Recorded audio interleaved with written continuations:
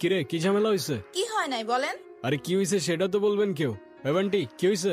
ভাইয়া বরের নামে একটা মিস্টেক হয়েছে, পি এর জায়গায় ডি হয়ে গেছে। এই তোর বড় ঝামেলা? হ্যাঁ এদিকে আউট অফ কন্ট্রোল সিচুয়েশন। এতটুকু প্রবলেম সলভ করতে পারোস না, আবার তুই ইভেন্ট ম্যানেজার হবি। আমি তোরে কতবার বলছিলাম আমার পার্সোনাল প্রবলেম আছে, আমি এই ইভেন্টে আসতে পারবো না।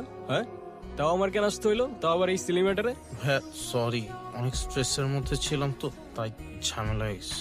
আচ্ছা ঠিক আছে। ভাইয়া আমাদের কয়টা ছবি তুলে দেন তো। ক্যামেরা। এটা একটা ছবি হলো, এর থেকে তো আমার আইফোনের ছবি ভালো আসে। ভালো আসে নাই। বান্টি ক্যামেরাটা দে, পিছে যান একটু, স্মাইল। ওয়াও ভাইয়া আপনি তো অনেক সুন্দর ছবি তোলেন। আপনার ফোনে যদি এই ক্যামেরা থেকে বেটার ফটোস ক্যাপচার করা যেত তাহলে এই ইভেন্টে এই ক্যামেরা না আপনার ফোন ইউজ করা হইতো। I hope you get it. Okay ছবিগুলো দিয়ে দিস, আমি যাচ্ছি। না মানে আমি বুঝলাম না, তোমার কি কোনো সেলফ রেসপেক্ট নেই? তুমি আমার ভাইয়ের গায়ে হলুদ এসে ইভেন্ট ম্যানেজমেন্টের কাজ করতেছো, আবার আমার রিলেটিভসদের ছবি তুলে দিতেছো, আর এদিকে বাবাকে বলে রাখছি তার সাথে তোমাকে দেখা করাই দিবে। এখন সেই যদি এই অবস্থায় তোমাকে দেখে কি হবে একবার ভাবছো? কি হবে? আবার জিজ্ঞাসা করতেছো কি হবে? Are you serious? এখন আমার দোষটা কোথায় আমাকে বলবা? হ্যাঁ এখানে একটা সিলি ঝামেলা হয়েছিল, উইচ আই ডিডন্ট নো।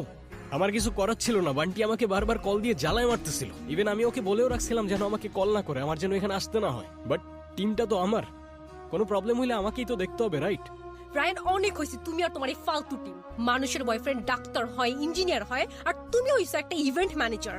আজ যাইরা বাবা যদি জানতে পারে তুমি একটা ইভেন্ট ম্যানেজমেন্টে কাজ করো, কোনোদিন তোমার সাথে আমাকে বিয়ে দিবে না। এখন আমি তো এইটাই করি, it is what it is. কি করবো আমি এটার ব্যাপারে? তোমার কিচ্ছু করা লাগবে না, তুমি তাকিয়ে তাকিয়ে দেখো আর অন্য আরেকজন এসে আমাকে বিয়ে করে নিয়ে যাক, তখন এসে ছবি তুলবে। এই তোমার কি আমার এক্সপেন্স সম্পর্কে কোনো ধারণা নেই? এই কাজ করে তুমি আমাকে হ্যাপি রাখতে পারবা? এখন তোমার এই কথাগুলোর কি উত্তর দিব আমি তো জানি না। আমি যতদূর জানি ভালো থাকতে খুব বেশি কিছু তো লাগে না। পকেটে 2 বেলার খাবার, বাসা ভাড়ার খরচটা, আর পাশে ভালোবাসার মানুষটা থাকলেই তো এনাফ হওয়ার কথা না? এই তোমার এসব ইনস্টাগ্রামের রিলসের ডায়লগ আমাকে শোনায় না। গত 2 বছর একই কথা বলে আসতেছো। বাবা অলরেডি আমার জন্য একটা ছেলে ঠিক করে রাখছে, আর তার বাবা অনেক rich. As soon as possible তুমি যদি ভালো একটা জব আর বিজনেস না করতে পারো, আমার কোনো কিছু করা থাকবে না। বাবার পছন্দ করা ছেলেকে আমি বিয়ে করে ফেলবো। আরে আমাকে একটু টাইম তো দাও না, মাত্রই তো বিজনেসটা স্টার্ট করলাম, একটু ওয়েট করো। এরপর যদি ভালো কোনো রেজাল্ট না আসে, দরকার হয় আমি প্রফেশন সুইচ করে ফেলবো, আই প্রমিস। বিজনেস? এটা কোনো বিজনেস হইলো? কয় টাকা আসে এটা থেকে বলবা? এই তুই এখানে কি করছিস? কত কাজ পড়ে আছে ওখানে। এই তো মা আসছি, তুমি যাও। আন্টি আসসালামু আলাইকুম।